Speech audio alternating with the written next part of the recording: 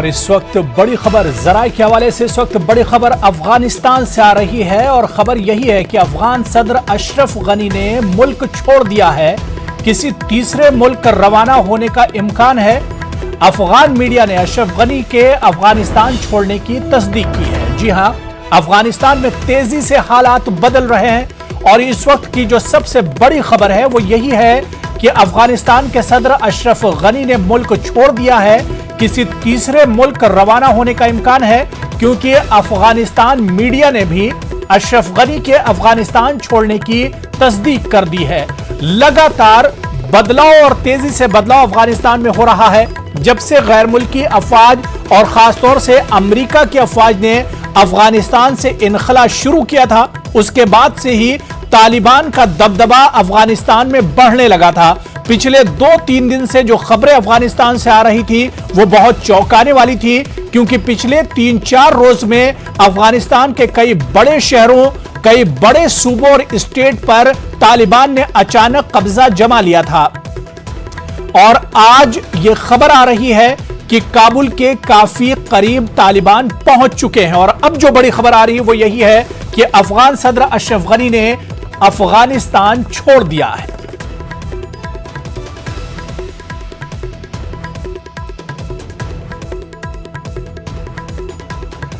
और चलिए इस खबर पर और बातचीत करने के लिए हमारे साथ हमारे नुमाइंदे शैलेंद्र वांगू दिल्ली से जुड़े हुए मजीद अपडेट के साथ। शैलेंद्र, बहुत तेजी से अफगानिस्तान के हालात बदल रहे हैं और इस वक्त जो बड़ी खबर आ रही है वो खबर यही है कि अफगान प्रेसिडेंट अशरफ गनी ने अफगानिस्तान छोड़ दिया है। बिल्कुल, अब आपको बता दें कि इस बात की अब कंफर्मेशन हो चुकी है कि अफगानिस्तान के जो प्रेसिडेंट अशरफ गनी पिछले कुछ सालों से थे वो अब देश छोड़ चुके हैं। बताया जा रहा है कि वो ताजिकिस्तान चले गए हैं अपने करीबी जो उनके लोग हैं उनके साथ। और वहीं ये भी बताया जा रहा है कि कुछ ऑफिशियल्स जो हैं प्रेसिडेंशियल पैलेस के वो भारत भी आ सकते हैं, हालांकि इसकी अभी ऑफिशियल कंफर्मेशन नहीं हुई है। और इसी बीच जो लगातार हालात बदल रहे हैं अफगानिस्तान में, और अब्दुल्ला अब्दुल्ला ने इस बात को कंफर्म भी किया है कि प्रेसिडेंट गनी, हालांकि उन्होंने उनको एक्स प्रेसिडेंट, फॉर्मर प्रेसिडेंट को एड्रेस के तौर पर एड्रेस किया और उन्होंने कंफर्म किया अब्दुल्ला अब्दुल्ला ने कि अब वो अशरफ गनी जो है वो देश छोड़ के जा चुके हैं। हालांकि बताया जा रहा है कि वो ताजिकिस्तान पहुंचे हैं। इसी बीच एक और बड़ी खबर ये आ रही है कि अब तालिबान ने काबुल में घुसने का फैसला कर लिया है। अब तो कुछ देर पहले ही एक स्टेटमेंट जारी करके उन्होंने कहा कि उन्होंने पहले ये फैसला लिया था तालिबान ने कि वो जबरन नहीं घुसेंगे काबुल में और इंतजार करेंगे कि पीसफुल ट्रांजिशन हो। लेकिन अब जिस तरह की खबरें आ रही हैं कि अशरफ गनी देश छोड़ के जा चुके हैं, तो ऐसे में अब तालिबान की तरफ से बयान जारी करके ये कहा गया है कि कहीं सिक्योरिटी फोर्सेस के बिना जिस तरह के हालात काबुल में बन सकते हैं। हालांकि वो कह रहे हैं कि लूट करने वाले और क्रिमिनल जो हैं और चोर जो हैं वो सड़कों पर घूम सकते हैं, इसलिए तालिबान जो है वो सत्ता पर काबिज होना चाहता है, वहां पर जो सिक्योरिटी है वो प्रोवाइड करना चाहता है। इसलिए ये बहाना देकर, ये वजह बताकर अब तालिबान काबुल में घुसने के लिए तैयार है। एक स्टेटमेंट जारी कर लिया गया। यानी कुल मिला के कहा जा सकता है कि एक तरफ जहां आज भारत आजादी के 75 साल मना रहा है और वहीं एक बार फिर 20 सालों बाद अफगानिस्तान में तालिबान की आज वापसी हो चुकी है। हालांकि आप ये भी याद दिला दें कि अमेरिकन इंटेलिजेंस की तरफ से कहा गया था कि इसमें 90 दिन लगेंगे, लेकिन मुश्किल से इसमें 9 दिन भी नहीं लगे और कुछ चंद घंटों के अंदर ही पूरी तस्वीर बदल चुकी है।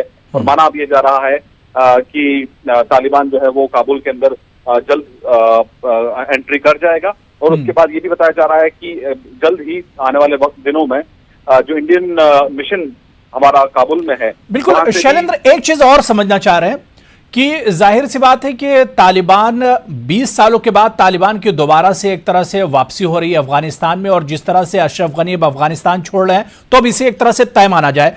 लेकिन शैलेंद्र वांगू, एक चीज समझ में नहीं आ रही कि अचानक तालिबान इतने ज्यादा मजबूत कैसे हो गए? क्या इनकी तैयारी पहले से चल रही थी? जैसे अमेरिकन फोर्सेस ने यह ऐलान किया कि वो अफगानिस्तान छोड़ रहे हैं, उनकी तादाद कम हो रही है, वैसे अचानक तालिबान इतना मजबूत कैसे हो जाता है? देखिए, ये जिस स्पीड से तालिबान आगे बढ़ा है और पिछले कुछ दिनों में महज एक हफ्ते के अंदर ही 15 से 18 जो कैपिटल्स थी उन पर तालिबान का कब्जा हो चुका था। जिस तेजी से वो आगे बढ़ रहे थे, माना यह जा रहा है कि तालिबान पूरी तैयारी कर चुका था और खासतौर से अमेरिकन फोर्सेस के वहां से लौटने की खबर के साथ ही तालिबान ने एक बार फिर हमलावर बन के उन्होंने अलग अलग कैपिटल्स पर कब्जा करना शुरू कर दिया। हालांकि ये भी देखा जाए अगर पिछले 20 सालों में तो अमेरिकन फोर्सेस की तरफ से, भारत की तरफ से भी अफगान फोर्सेस को ट्रेन किया गया था इस दिन के लिए, ताकि वो अपनी रक्षा, अपनी सुरक्षा वो खुद कर सकें, लेकिन वो होता हुआ नजर नहीं आया। यहाँ तक ये भी कहा गया कि बहुत से हथियार उनको दिए गए थे, वेपनरी दी गई थी, लेकिन उन्होंने बिना कोई बहुत बड़ी टक्कर दिए तालिबान के आगे एक तरह से ये कह सकते हैं सरेंडर उन्होंने कर दिया। और इस वक्त अगर हम बात करें काबुल की, तो लोगों में दहशत का माहौल है। हालांकि तालिबान ने बयान जारी करके कहा है कि लोग तालिबान से डरे ना और किसी को जाने की जरूरत नहीं है देश से बाहर। लेकिन हमारे पास खुद ऐसे लोगों के कॉल्स भी आ रहे हैं दिन भर जो भारत से मदद की उम्मीद करते हैं और वो चाहते हैं कि भारत उनको जल्द से जल्द वीजा मुहैया कराए। इसी बीच आपको मैं बता रहा था कि ताजा अपडेट ये भी है कि इंडियन मिशन जो काबुल में है वहां से भी आने वाले दिनों में इवैक्यूएशन हो सकता है, यानी कि वहां पे जितने भी इंडियन डिप्लोमेट्स हैं, इंडियन ऑफिशियल्स हैं और बाकी जो इंडियन काबुल में मौजूद हैं उनको भी जल्द से जल्द भारत आने की तैयारी की जा सकती है आने वाले दिनों में। हालांकि इसी पर अभी ऑफिशियल कंफर्मेशन नहीं है, लेकिन जैसे जैसे काबुल में हालात बदल रहे हैं, राजधानी पे अगर तालिबान का कब्जा हो चुका है तो ऐसे में वहां पर सेफ्टी का एक बहुत बड़ा एक कंसर्न है। बिल्कुल शैलेंद्र, इस पर हम बातचीत आगे करेंगे। इस वक्त बड़ी खबर आ रही है, अपने नाजरीन को हम बता दें कि अफगानिस्तान से जुड़ी हुई इस वक्त एक और बड़ी खबर आ रही है कि तेजी से हालात बदल रहे हैं। तालिबान तर्जुमान ज़बीउल्लाह मुजाहिद का बयान आया। जी हां, तालिबान के तर्जुमान का बयान है काबुल के मुख्तलिफ इलाकों में तालिबान दाखिल हो चुके हैं। इस वक्त की बड़ी खबर, लूटमार अफरा तफरी को रोकने के लिए तालिबान काबुल में दाखिल हुए हैं। अफगान सिक्योरिटी फोर्सेस की खाली चौकियों को अपने तहवील में लेंगे। लोग काबुल शहर में दाखिल होने से घबराए नहीं, तालिबान तर्जुमान का इस वक्त बयान आया। जी हां, तालिबान की तरफ से इस वक्त का बड़ा बयान, तालिबान तर्जुमान ज़बीउल्लाह मुजाहिद का बड़ा बयान आया है। काबुल के मुख्तलिफ इलाकों में तालिबान दाखिल हो चुके हैं और यह खदशा भी जाहिर किया जा रहा था लूटमार अफरा तफरी को रोकने के लिए तालिबान काबुल में दाखिल होंगे। तालिबान तर्जुमान का इस वक्त का बड़ा बयान, अफगान सिक्योरिटी फोर्सेस की खाली चौकियों को लोग काबुल शहर में दाखिल होने से घबराए नहीं। इस वक्त जो बड़ी खबर आ रही है, तालिबान तर्जुमान ज़बीउल्लाह मुजाहिद का बयान आया है। और मेरे साथ इस वक्त आदित्य राज कौल जी, जो कि जिनकी लगातार नजर बनी रहती है, सीनियर जर्नलिस्ट हैं न्यूज 18 से, हमारे साथ जुड़े हुए हैं। आदित्य राज कौल जी, आपका भी बहुत इस्तकबाल है न्यूज 18 उर्दू में। अफगानिस्तान के हालात बहुत तेजी से बदल रहे हैं, आदित्य राज कौल जी। जी बिल्कुल अबू, आपने बिल्कुल ठीक कहा। तालिबान के तर्जुमान हैं ज़बीउल्लाह मुजाहिद, उनका एक बयान आया है और अभी 15 मिनट पहले आया है और इस बयान में वो कह रहे हैं कि हालांकि सुबह तालिबान ने डिसाइड किया था कि वो काबुल में नहीं घुसेंगे और इंतजार करेंगे जब तक पीसफुल ट्रांजिशन ऑफ पावर होता है, क्योंकि बातचीत जारी थी प्रेसिडेंट हाउस में।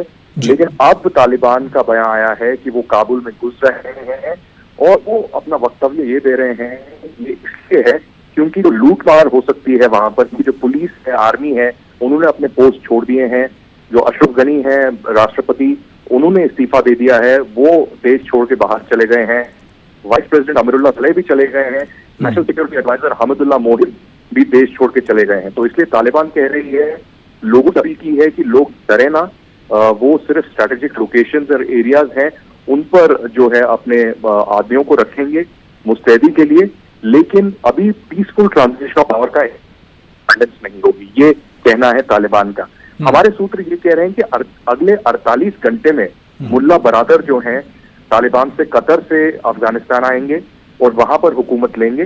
अब कौन अगला अफगानिस्तान का राष्ट्रपति बनेगा, इस पे विचार अगले 24 से 48 घंटे में होगा। अभी बोला जा रहा है कि एंटनी ब्लिंकन जो यूएस के सेक्रेटरी ऑफ स्टेट हैं, वो कांग्रेस को एक बयान दे रहे हैं कि अभी की हालात क्या है और 5000 यूएस के जो मरीन्स और सैनिक हैं वो वहां पर काबुल के हामिद करजाई एयरपोर्ट पहुंच गए हैं। इसके अलावा 650 यूके के जो सैनिक हैं वो भी वहां पहुंचे हैं और अमेरिका की जो एम्बेसी है उसको कैसे इवैक्यूएट किया जाए और यूके की एम्बेसी को कैसे इवैक्यूएट किया जाए, इस पे जो है फोकस किया जा रहा है। लेकिन बहुत सारे ऐसे अफगानी लोग भी हैं, मेरा फोन भी सुबह से बज रहा है, वहां के जो पत्रकार हैं, पॉलिटिशियन हैं, लेजिस्लेटर्स हैं और जो आम नागरिक हैं, चाह रहे हैं कि अफगानिस्तान छोड़ना। और लोग पाकिस्तान नहीं जाना चाहते, या तो अमेरिका या यूरोप जाना चाहते हैं, या वो भारत आना चाहते हैं। तो ऐसे बहुत सारे लोग हैं जो शरण चाहते हैं भारत सरकार से भी। और मेरा सूत्र सरकार में ये कह रहे हैं कि केस बाय केस बेसिस पर लोग शरण दे रहे हैं। इसमें रिलीजन का कोई डिवीजन नहीं होगा, चाहे वो हिंदू हो, मुसलमान हो, सिख हो, ईसाई हो, उन सबको जो है शरण भारत देगा। लेकिन कितने लोगों को अकोमोडेट कर पाएगा ये देखना होगा। लेकिन बहुत ही अनफॉर्चुनेट सिचुएशन अभी हो रही है। तालिबान, मैं आपको कहूंगा कि has taken over Afghanistan formally, but ये है कि ऑफिशियली मुल्ला बरादर कब अब हुकूमत लेंगे ये देखना बाकी है। लेकिन प्रेसिडेंट, वाइस प्रेसिडेंट और नेशनल सिक्योरिटी एडवाइजर अफगानिस्तान छोड़ के चले गए। बिल्कुल। आदित्य राजकौल जी, एक चीज मैं आपसे और समझना चाहूंगा कि अफगान सिक्योरिटी फोर्सेस इतनी आसानी से हथियार छोड़ देंगे, इतनी आसानी से तालिबान के सामने घुटने टेक देंगे, ये सोचा नहीं गया था। बिल्कुल अबू, आप बिल्कुल सही कह रहे हैं, क्योंकि जो अमेरिकी की खुद इंटेलिजेंस की रिपोर्ट थी उसमें कहा जा रहा था कि 90 दिन लगेंगे। लेकिन जो बाइडन ने भी यही बात कही थी। जी बिल्कुल, जो बाइडन ने भी यही, लेकिन मैंने उस वक्त भी ये कहा और मैं अभी भी ये कह रहा हूं कि इंटेलिजेंस इसमें नहीं होती कि आप प्रेडिक्ट करें कि कितनी जल्दी हुकूमत गिरेगी या कितनी जल्दी हमला होगा। आप उसको प्रिवेंट कैसे कर सकते हैं, आप उसको जो है वायलेंस को प्रिवेंट कैसे कर सकते हैं और तालिबान टेक ओवर ना करे, उसके लिए आप क्या कर सकते हैं। तो मैं कहूंगा कि जो अमेरिका ने इस बार किया वो बहुत ही शर्मसार, शर्मनाक रहा। और क्रिटिसिज्म भी ग्लोबली जो है अमेरिका का हो रहा है और देखा जा रहा है कि कैसे अफगानी जो कॉमन सिटीजन हैं, सिविलियंस हैं, जिनके साथ बहुत उत्पीड़न होता रहा है, वो चाह रहे थे कि अमेरिका उनको शरण दे, अमेरिका उनको बचाए। लेकिन अमेरिका ने एक भी ऐसा कदम नहीं उठाया पिछले कई महीनों में जिससे अफगानिस्तान की सरकार बच गई। और सबसे बड़ा तो ये है कि जो ज़ुल्मा खलीलज़द स्पेशल ऑनवॉय थे अपने अमेरिका के नेगोशिएशन के लिए, वो कहते रहे कि तालिबान ने जो एश्योरेंसेस दी हैं और जो कमिटमेंट दी है उसका पालन होगा, लेकिन एक भी उस कमिटमेंट का पालन नहीं हुआ। तो लोग जो है बिट्रेड फील कर रहे हैं। अशरफ गनी के खिलाफ भी गुस्सा है, ज़ुल्मा खलीलज़द के खिलाफ भी गुस्सा है और खासकर जो बाइडन के खिलाफ गुस्सा है। अभी कांग्रेसमैन जिम बैंक्स हैं अब जो अमेरिका में हैं, वो अभी कमेटी की मीटिंग में थे एंटनी ब्लिंकन के साथ, और उन्होंने ट्वीट करके कहा है कि हमें तो लगता है कि अमेरिका के राष्ट्रपति सो रहे हैं और छिप रहे हैं और उनको छिपने के लिए जगह नहीं मिल रही। तो बहुत ही रोष है दुनिया भर में बाइडन एडमिनिस्ट्रेशन के खिलाफ और कुछ हद तक ज़ुल्मा खलीलज़द और अशरफ गनी के खिलाफ। बिल्कुल। आदित्य राजकौल जी, मैं दोबारा से आपके पास आऊंगा। इस वक्त हमारे साथ एक और फॉरेन एक्सपर्ट, आलमी उमूर के माहिर रविंदर सचदेव जी भी हमारे साथ जुड़ चुके हैं। रविंदर सचदेव जी, आपका भी बहुत इस्तकबाल है न्यूज़ 18 उर्दू में। रविंदर सचदेव जी, लग नहीं रहा था कि अफगानिस्तान में इतनी तेजी से हालात बदलेंगे। 2 रोज पहले हम बैठकर चर्चा कर रहे थे, डिबेट में बात कर रहे थे कि अफगानिस्तान के हालात बहुत तेजी से बदल रहे हैं और तालिबान पेशकदमी कर रहे हैं, आगे बढ़ रहे हैं काबुल की तरफ। लेकिन ये नहीं सोचा था कि इतनी जल्दी अशरफ गनी अफगानिस्तान छोड़कर चले जाएंगे और तालिबान अचानक और इतनी तेजी से आगे बढ़ जाएंगे। No absolutely yes. इसमें आप और हम और हमारे दर्शक क्या सोच रहे थे, इसमें तो American white house president Biden भी यही सोच रहे थे। देखिए, हार्डली 8-10 दिन पहले पेंटागन की रिपोर्ट थी कि काबुल पर तालिबान करीब 90 दिन में पहुंच सकता है। ओके, वो तो 90 दिन तो छोड़िए, तो 9 दिन में हो गया पूरा गेम। ओके, तो मल्टीपल इंटेलिजेंस फेलियर थे अमेरिका के, उसके अलावा ऑफकोर्स हमारी परसेप्शन के। हाँ, तालिबान पूरी स्पीड से जा रहा है इस समय, एंड आई थिंक इस समय हमें केवल ये देखना है कि आज रात के 12 बजे वहां के प्रेसिडेंशियल पैलेस पे पुराना फ्लैग उतर के तालिबान का फ्लैग न चढ़ा जाए।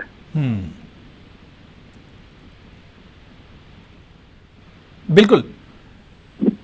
रविंदर सचदेव जी, जिस तरह से तालिबान इतनी तेजी से बढ़े और जो अफगान फोर्सेस हैं वो पीछे हटी, ऐसे में जो कारकर्दगी है यूएस सिक्योरिटी फोर्सेस की, जो फैसला यहां पर जो बाइडन ने लिया, तो उनके उस फैसले को किस तरह से देखा जाएगा? आज पूरी दुनिया में जो बाइडन के बयान पर या अमेरिका ने जो फैसला लिया था उस पर एक तरह से चर्चा हो रही है। क्या जल्दबाजी कर दी अमेरिका ने? हाँ जी, बिल्कुल। उस पर चर्चा हो रही है दुनिया में नहीं, अमेरिका के अंदर भी, और अमेरिका में भी पॉलिटिकल कमेंटेटर्स कह रहे हैं कि शायद ये जो बाइडन की प्रेसिडेंसी में काला धब्बा लग जाएगा। परंतु बाइडन के जो कैंप के लोग हैं वो ये कह रहे हैं कि अभी तो हम अगस्त में जा रहे हैं, सोचो कि अगर हम मई में चले जाते, जो बाइडन जो है ट्रंप के ऊपर कुछ ब्लेम पीछे फेंक रहे हैं, क्योंकि एग्रीमेंट जो साइन हुई थी वो ट्रंप ने करी थी कि मई 1 को अमेरिकन फोर्सेस चली जाएंगी अफगानिस्तान से, आपको ध्यान हो, राइट। बाइडन जब प्रेसिडेंट बने तो उन्होंने कहा ठीक है, नहीं मई 1 को नहीं, हम सितंबर 11 या अगस्त 31 कर दिया उन्होंने। तो बाइडन के जो कैंप है और बाइडन का जो व्यू है वो ये है कि हमने 20 साल तक तो अभी करना है, हम कितना और कर लेते, कितने और सोल्जर्स डालते। और अगर हम इमेजिन करो अभी ये हाल है, अगर हम मई 1 को चले जाते तो कितना कयास होता। तो अमेरिका अभी भी ये देख रहा है कि नेट में हमें तो यहाँ से निकलना था, केवल बात ही कम निकलना है, नहीं निकलते तो साल बाद 5 साल तक ऐसी हम लीडिंग करते। तो बाइडन की प्रेसिडेंसी और इस सब पे ये डेफिनेटली एक एक क्वेश्चन मार्क और इस पे काफी टिप्पणी होंगी आगे जाके।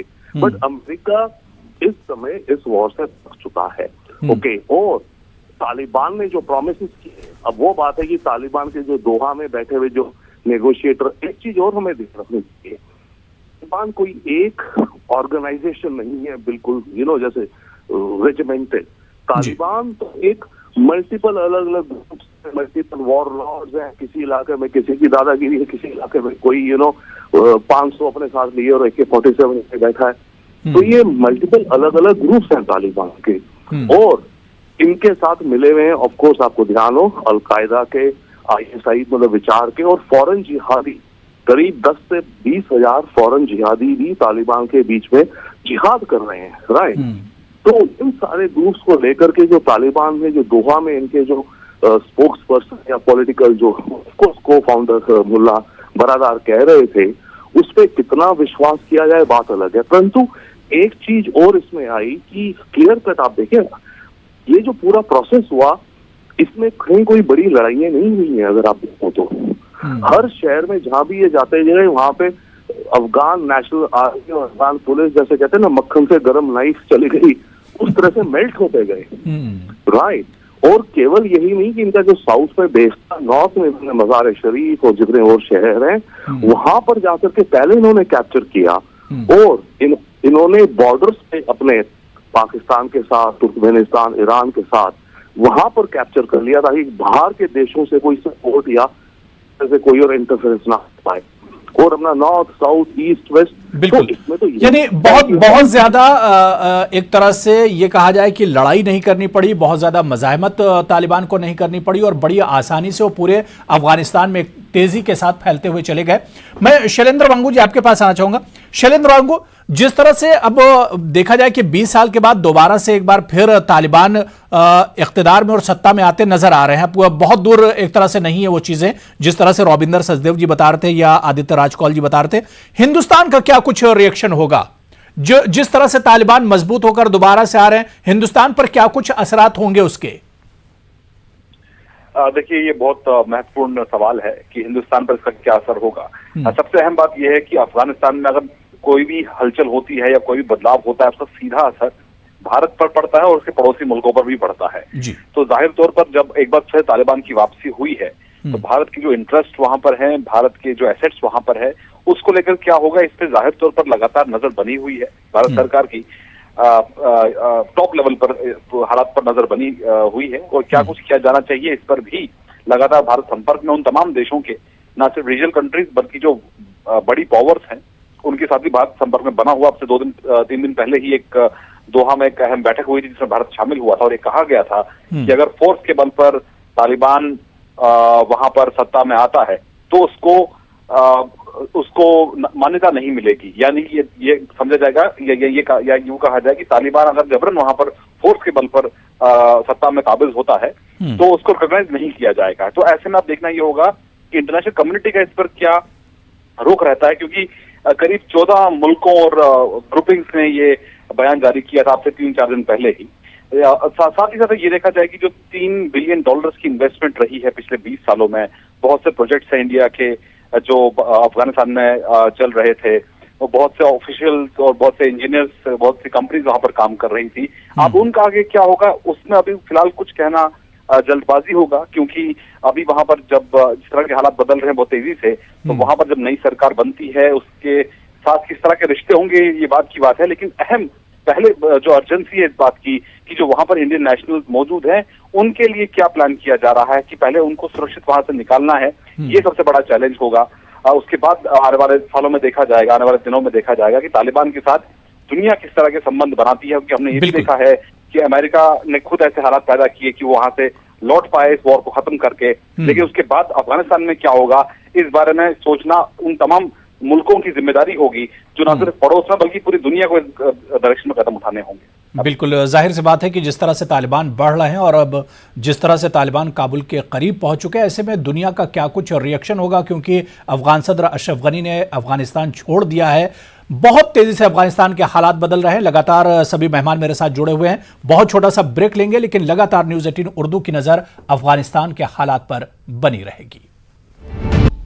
तो अफगानिस्तान में तेजी से हालात बदल रहे हैं। पूरी दुनिया के साथ हिंदुस्तान के भी अफगानिस्तान के मौजूदा हालात पर नजर टिकी हुई है और जो बड़ी खबर अफगानिस्तान से आई वो यही है कि अशरफ गनी जो कि अफगानिस्तान के सदर हैं वो अफगानिस्तान से चले गए हैं, यानी कि उन्होंने मुल्क छोड़ दिया है। और इसके अलावा बड़ी खबर यह भी है कि तालिबान ने जंगजुओं को काबुल की सिक्योरिटी संभालने की हिदायत दे दी है। काबुल के करीब तालिबान पहुंच चुके हैं। तालिबान तर्जमान ज़बीहुल्लाह मुजाहिद का भी बड़ा बयान आया है। उन्होंने कहा है कि घबराने की जरूरत नहीं है। खासतौर से जो सिक्योरिटी एहलकार हैं, जो आम लोग हैं, उनसे उन्होंने अपील की है कि घबराने की जरूरत नहीं है। अफगानिस्तान के आला कौमी मसालेती काउंसिल के चेयरमैन अब्दुल्ला ने सोशल मीडिया पर बाकायदा बयान जारी किया है। अपने एक वीडियो बयान में इस बात की तस्दीक की है कि अफगान सदर अशरफ गनी ने अफगानिस्तान छोड़ दिया है। बहुत तेजी से अफगानिस्तान के हालात बदल रहे हैं। सीधे अफगानिस्तान के मौजूदा हालात पर बातचीत करने के लिए मेरे साथ बहुत खास मेहमान प्रोफेसर मोहिब्बुल हक साहब, जो कि आलमी उमूर और आलमी सियासत के माहिर हैं, अलीगढ़ मुस्लिम यूनिवर्सिटी से हमारे साथ जुड़ रहे हैं। मोहिब्बुल हक साहब, आपका बहुत इस्तकबाल है न्यूज़ 18 उर्दू में। मोहिब्बुल हक साहब, पिछले कुछ दिनों से लगातार जब से अमेरिका ने ऐलान किया था कि वो सिक्योरिटी फोर्सेस का इनखला कर रहा है, उसके बाद से ही अफगानिस्तान में हालात बदलने शुरू हुए थे, लेकिन कोई ये नहीं जानता था, इस बात का बिल्कुल गुमान नहीं था कि इतनी तेजी से तालिबान पेशकदमी करेंगे। देखिए, जो तालिबान की हिस्ट्री है उस बात से हम जानते थे कि अगर अमेरिकन फोर्सेस या नाटो फोर्सेस वहां पे नहीं रहेंगी तो ऐसी हालत में जो अफगान नेशनल आर्मी है वो तालिबान फाइटर्स का मुकाबला नहीं कर सकती। सबसे पहली बात यह है कि ये जो तालिबान या अफगानी जो कौम है वो बहुत ही जेनोफोबिक कौम है और वो बाहरी लोगों को बहुत ज्यादा बर्दाश्त नहीं करती। नतीजे के तौर पे जो वहां पे गवर्नमेंट भी थी उसके लिए भी सस्पिशन ये था कि ये वेस्ट की एजेंट है या अमेरिका की एजेंट है।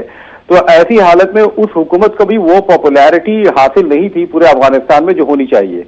तो उनकी लेजिटिमेसी जो थी वो इस तरह से, जिसे कहते हैं ट्रस्ट डेफिसिट, वो पहले से मौजूद था।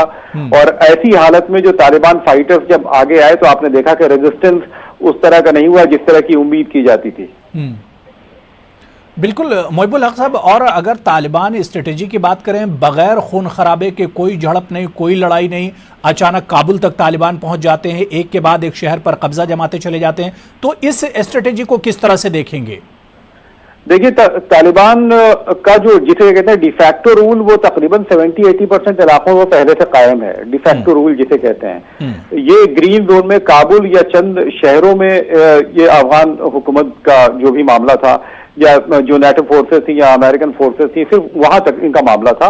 लेकिन जहां तक बाकी इलाके हैं उसमें डिफैक्टो रूल ऑलरेडी तालिबान का था, ये जो लोकल कमांडर्स हैं, जो वारलॉर्ड्स हैं, उनका चल रहा था।